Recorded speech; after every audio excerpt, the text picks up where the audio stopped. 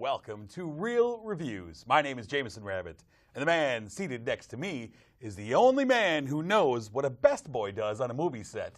And his name is Mike Roth. Yes, just don't ask me. Ooh. I don't like telling people. Mike's got secrets. I do. I know what the best boy does, and that's for everybody else to find out. I don't have to tell you. Getting awful defensive here, Mike. I don't know. I'm starting to wonder. Just saying, I know. You don't ask. All right. Well, speaking of secrets, we have some movies that are full of secrets this week. Oh, yeah. I'm pretty excited about that. This is our Oscar episode. We are going to be giving our picks and predictions. Mike has a bow tie. Yeah, Look at this. For He's classing people it in up. Radio Land, they cannot see the awesome bow tie. It's it has pretty metal red. little Little things tips, on metal the tips. Metal tips. All class for this guy. But we'll be getting into our picks and predictions after we check out what is on the marquee this week. And let's get it started with 50 Shades Darker. Woo! The sequel to the 50 Shades of Grey film that we all know and love, starring Dakota Johnson as Anastasia, Jamie Dornan as Christian Grey. And this movie picks up shortly after the original, and Anastasia wants nothing to do with Christian after his antics in the original movie. He somehow convinces her that he is changing. I'm not the man you think I am. Despite the fact that I'm still brooding and controlling. Yeah.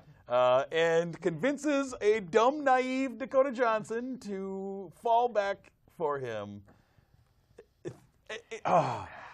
Look, the plot of this movie means nothing because this movie is just written horribly. Yeah. Dakota Johnson is so vanilla in this movie. Yeah. Like, she's replacement level actress. I think a lot of the problem with this movie is the conflicts. They give you conflicts, and you're like, oh, how are they going to get over this? And really, there's no true solution to the resolve. It just kind of happens. So Anastasia doesn't want to go back out with Christian. Oh, how is he going to win her back at dinner? Yeah. Yeah. She's having problems with her boss. Oh my gosh, he just totally harassed me at work. Right? Oh my gosh, this is going to be a real plot thickener. What happens? Oh well, Christian Grey just talks to someone. He's just fired. That's it. There's insane scenes of where she disappears at one moment and he's brooding like she's been gone for 3 hours without her cell phone. Yeah. Never mind, she just walked in. Yeah. Cool. That's the entire movie. These are not just 3 exact examples. There's actually many types of situations like this. Yeah. There's a point where, you think this would be a huge cliffhanger where he crashes into the forest and no one can find him, and everybody's really worried. How does he resolve this? Well, hey, he guys. just walks into the room. Hey, how are you? Hey. Kim Basinger is in this as the Mrs. Robinson character that taught him everything he knows. Yeah. Kim Basinger it's rough. She's not good in this. Oh, well.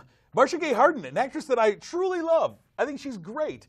And she is slumming in this movie. And this movie starts to turn into an episode of Dynasty at one point, where it's slapping each other, you get out of my house, oh, I'll be back. No, I think you can't compare this to Dynasty because people like Dynasty. and yeah, there is a lot of people who like 50 Shades Darker, but if there was no sex scenes in this, you would not watch this movie. It is. You really wouldn't. It's lies, it's secrets, it's masks, and terrible acting. Yeah. That's what this movie is to me. It is an overly sexualized episode of Melrose Place to me. It was really shockingly bad. And look, I know I'm not the audience for this movie. No. We're not the built-in audience for this movie. But we saw the first one, and I thought we gave it a fair score. I think we gave the first one 2 stars. We didn't dump on it. And so I'll go into this with an open mind. We review movies. I want to be fair to it. But this movie was really bad. Yeah. And really blah. And it's the same thing, same complaints I had from the first one. This is supposed to be really risque, but really it's boring. It's a Cinemax movie. Yeah, I've seen better stuff elsewhere. It's really bad. The only thing I like about this movie is dude has a pommel horse in his house. I like that a lot. Wake up in the morning, do a little pommel horse. That was... I was impressed. And you know what? That pommel horse gave it the 1/2 star that I gave this movie. The rest of the movie got 0 stars. Pommel horse will get you 1/2 star from me. I hate this movie. I give it a 1.5. I didn't fall asleep. I wasn't offended. I appreciate nudity in any movie. No. That's Really? me. 1.5. That's as much as you can Fair get. enough. Let's move on to another movie on the marquee this week. Something with a little lighter fare. What do you have? A little bit of lighter fare. We're talking about Batman, the Ooh, darkest man in the Dark whole world. Knight. I have Lego Batman, the movie. We have Will Arnett. He plays Batman. Michael Cera plays Robin. We have Rosario Dawson as Batgirl. Siri makes a debut in movies as the pewter. Batman, he does what Batman does best. He protects Gotham from all the bad guys. Joker, he of course is the biggest bad guy. Unlike other Batman movies, this Batman is really not that attached to Joker. He's just another villain. He likes to fight around. Yeah. Currently, the person he likes to beat up the most is Superman. Superman's my greatest villain. And there's this whole thing where Joker gets a little bit jealous that Batman doesn't treat him like the yin and yang. It's just another villain.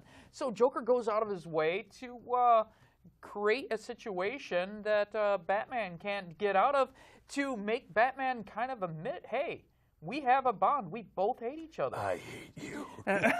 Meanwhile, Will Arnett, he has to come to grips that he just can't do it alone all the time anymore. He needs a little something in his life. He's a little scared of family. He doesn't do relationships. No, he doesn't do relationships, and he's also really scared of Snake Cloud. Right, snake clowns are really terrifying right now. Michael Cera, he comes in as the orphan that Batman accidentally adopts and becomes his sidekick, Robin.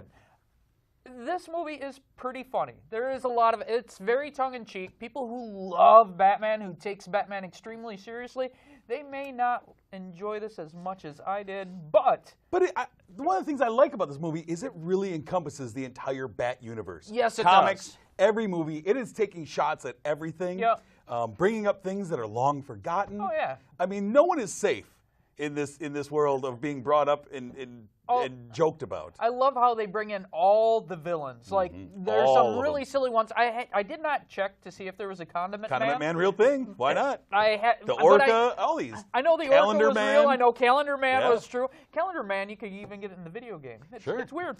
But this movie, it is rapid fire jokes. Oh, yeah. Rapid fire sight gags.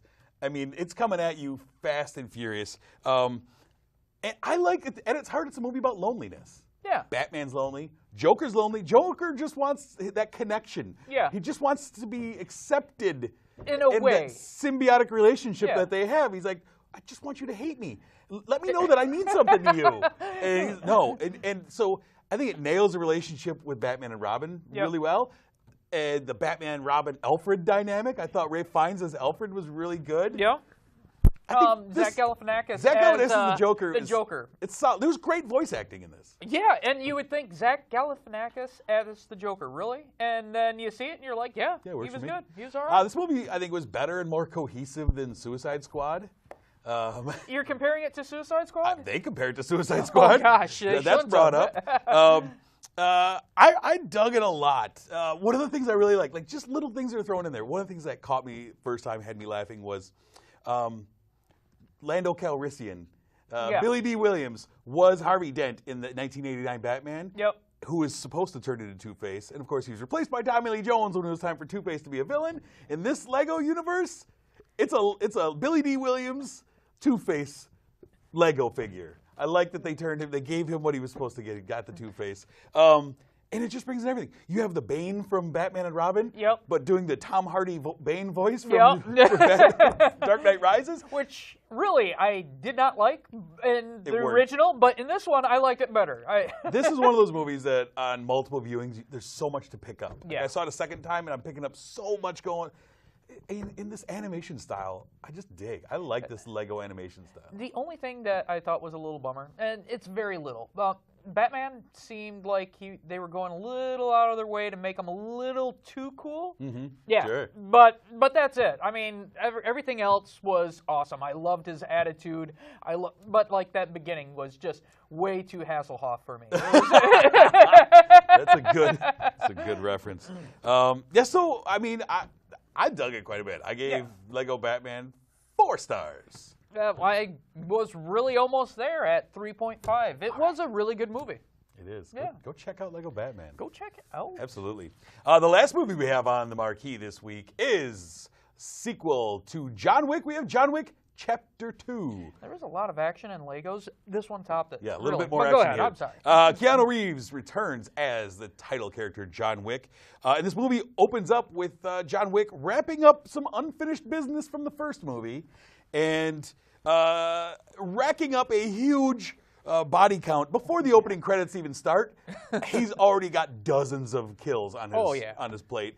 And he is... John Wick, you know, he is the guy who just wants to retire.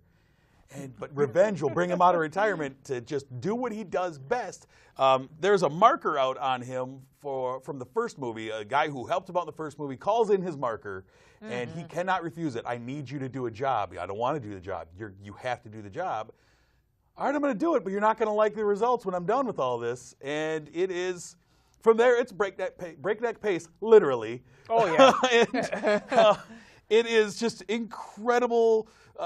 John Wick does that silent and violent really well. Oh, yeah. Keanu is really... Keanu, the fight choreography in this movie is amazing. Keanu is really good in this. Yeah. He is remarkable, in this fight choreography. One of the things I really like about this movie as it goes along is it hits on something that I really dug about the first movie, and that is the Continental, the hotel for hitmen, where your bad guys check in, and your greatest enemy could be sitting across the table from you. No, you're not allowed to do anything. Everyone's safe.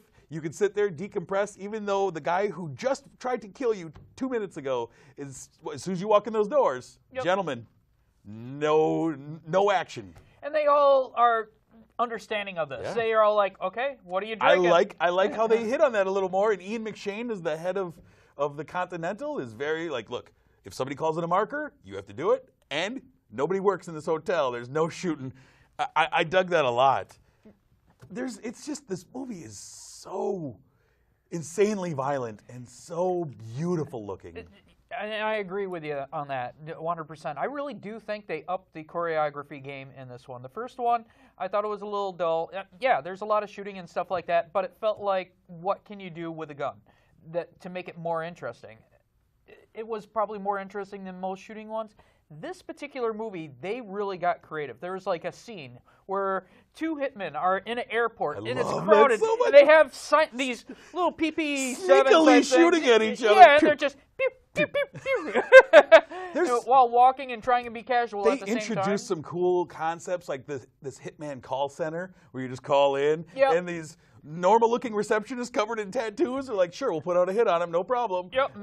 It was really interesting. One of the things that I really dug about this was there's the filmmaker, Chad Stahelski, had this use of silhouettes and mirrors. There was a lot of mirrors were used as an apparatus in this movie, beautifully in different ways. Yeah, it was artistic installment piece that they happened to be walking There was the through. Reflections of Your Soul, which is, it was an homage to like an Enter the Dragon type finale. Yep. But even throughout the movie, there's different ways they use it as an infinity mirror when he went for his first hit on the lady. They used mirrors really well. I thought that was interesting how they used it as a technique.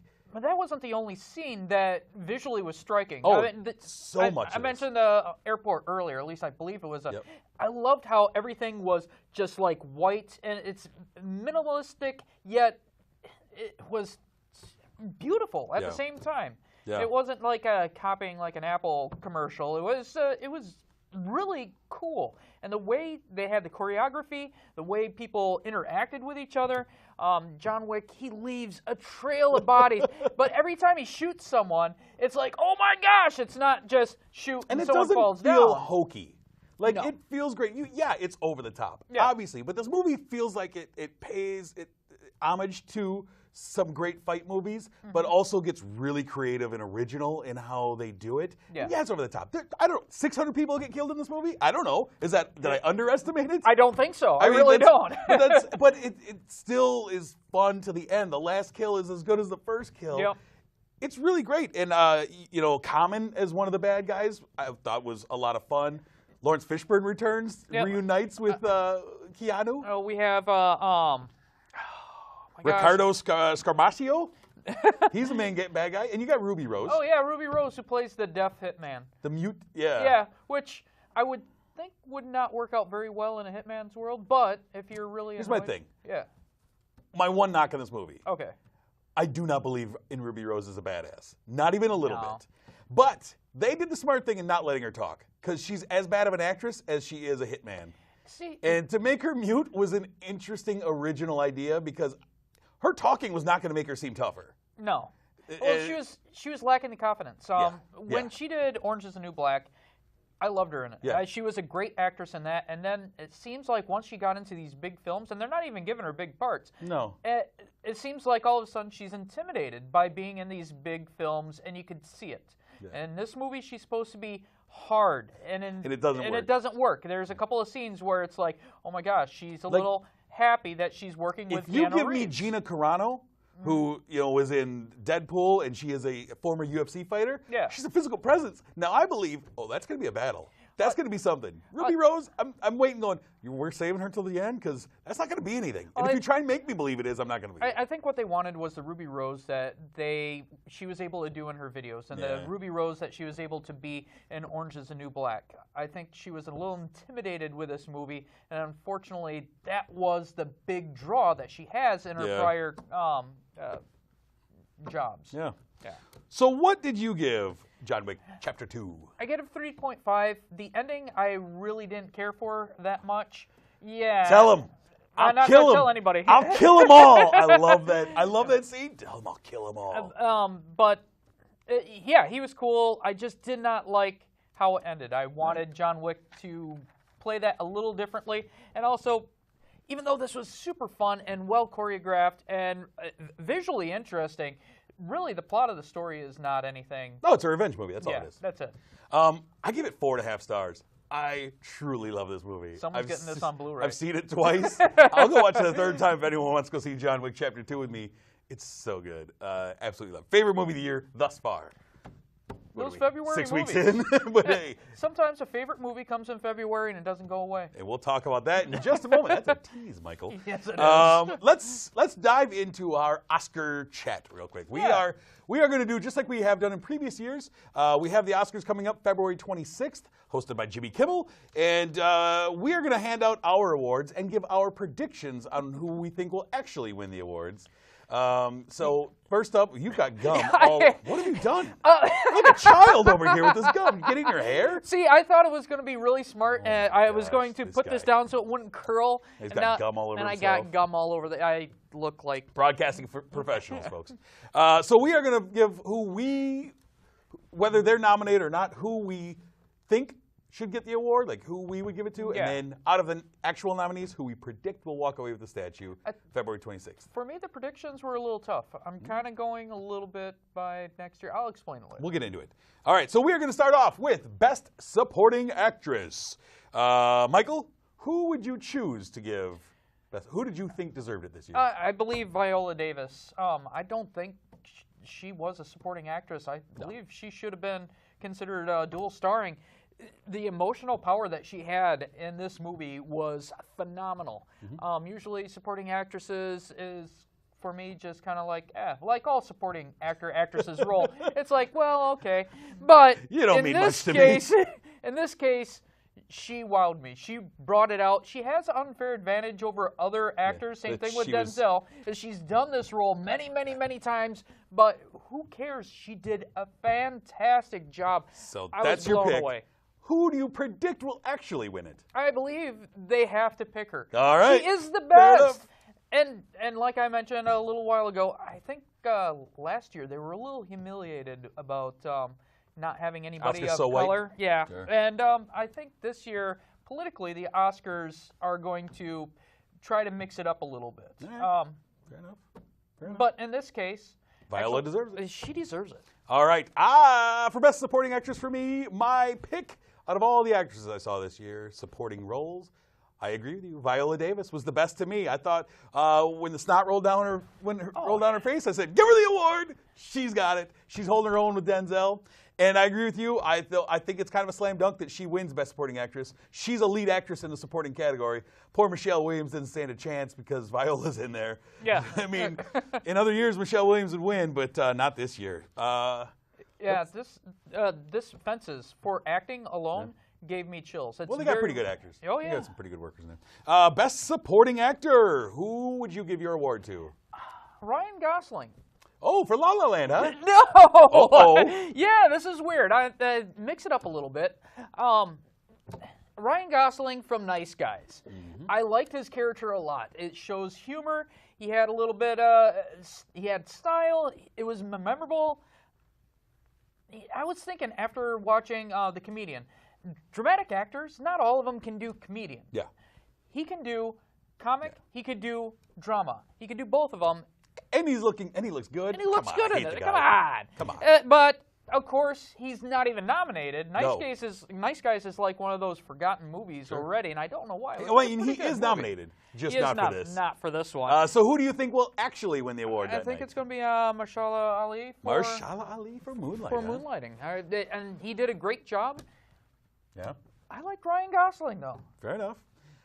For me, the actor that I would give the award to, my favorite of the year, is Michael Shannon in Nocturnal Animals. I thought he was tremendous. And in a year where no one truly stood out to me, I mean, there were a few people I kind of hemmed and hawed, Ben Foster in Hell or High Water, different things. Look, I think Michael Shannon needs some awards, and this is a good reason to give him an award. I thought he was great. I thought he made this movie better than it should have been. And I really dug him a lot. His intensity kind of freaks me out. I like being scared when I watch him. Yeah. But again, he is also not actually nominated for the award. So instead, I believe that during the Oscar ceremony, you will have Mahershala Ali win for Moonlight. I believe he'll be walking away with the Oscar. Yeah. And he did a great job. Yeah. He did a fantastic job. Give it to him. Why not? Okay, Best Actress in a Leading Role, sir. Who do you give your award to? Just going to give an update on everybody with the gum situation. Yeah? It got really powerfully minty All in right. this area. Things are getting worse over here, guys. I could smell mint. All right, keep us updated. What do we got? Best Actress in a Leading Role. I believe it's. I would have gave it to Meryl Streep for Florence Foster. She was great. Last year when she was nominated, I really didn't feel it. I felt like they were just chilling out, but she was fantastic in this role. I felt for her a lot. I thought she was funny. I thought she acted out of the box a little bit for Meryl Streep. I think she deserves it. And they capitalized on the fact that she shouldn't be singing. Yes, they did. Well And done. I thought that was great Well done, because folks. she pretty much got the nomination for singing the last time. But anyhow.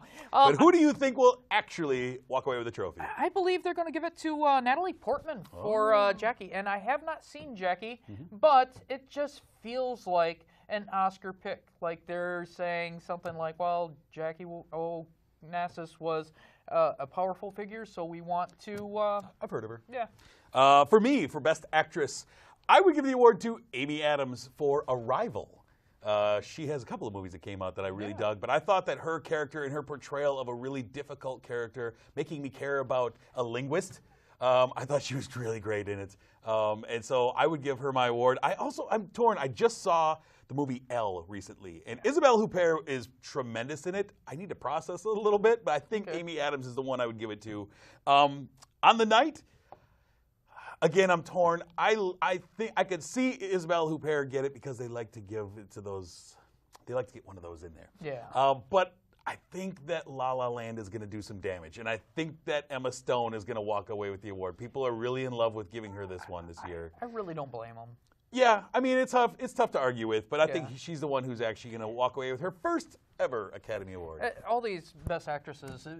Pretty good. Yeah. Pretty good category. Yeah. Best Lead Actor, sir, who do you have? I have Denzel Washington. Like I said earlier, Fences, the acting in this was phenomenal. I got chills off of both Denzel and Viola Davis's performances.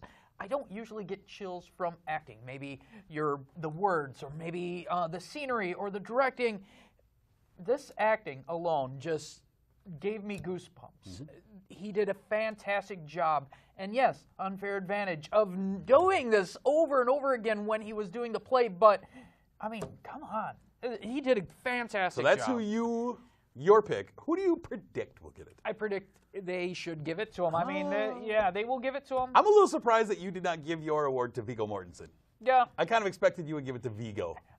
Viggo. I think he did a great job, a fantastic job. Again, they were all fantastic, Yep. but This is the cream of the crop. It was the best performance I've seen in years. All right. He did a great job. For me, for Best Lead Actor, I am giving my award to Casey Affleck for Manchester by the Sea. I thought Casey Affleck just was amazing in this movie. The sadness behind his performance was troubling. I wanted to know what he was channeling to be able to get this performance, and it hurt me trying to think about it.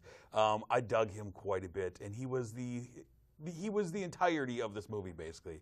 Lucas Hedges was decent as the supporting actor, but he really brought his A game for this. And I think that he's going to get recognized for it. I think Casey Affleck is going to win the Best Actor Oscar. I like this. We got some separation. We have some variety. This is very good. Okay, Best Director this year. Who do you got? Best Director, Deadpool. Come on. Deadpool. You got Tim Miller as your Best Director? Yes. There it is. It says it right there, folks. That's who you're giving it to. I believe what he did with this movie was fantastic. He took a character that a lot of people didn't think no one would care about. He had a low budget, and he took that low budget and turned it into a fantastic blockbuster hit. What he did with the timeline, what he brought out of his actors and actresses, I thought he did a great job. I think he deserves. But he is not nominated. No, it's going to be going to La La Land, which obviously it is a great movie. It's superbly choreographed. It flows well. Had great songs.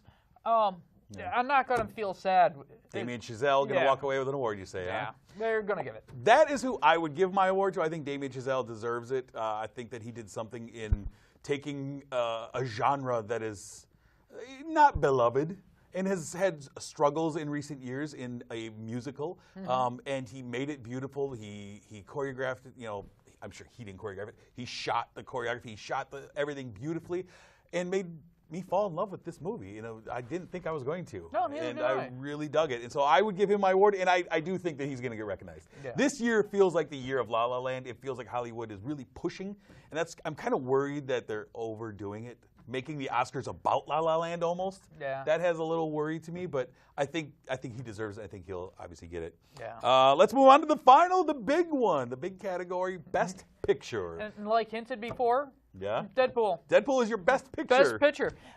Give him the award, folks. Come on, just Ryan give him Reynolds the award. Gonna show up I know and he's get not the award. exactly. Nominations aside, they should just go off the nomination sheet and just give it to Deadpool. It was the best movie of the year, hands down. What are we doing? All right, who do you think is actually going to get the La award? La Land, of course. Yeah, I think for me, I would give the award. I mean, we kind of talked about this last week when we did our top movies. Yeah. I would give the award to Moonlight. Moonlight, I thought, was hands down the best movie of the year, the movie that affected me more than any movie I've seen in a number of years. And I really wish that it would get recognized. But, I mean, it seems like a slam dunk that La La Land is just going to clean house. I really don't know. Like I said, I believe that they were extremely embarrassed, and they should have been from last year.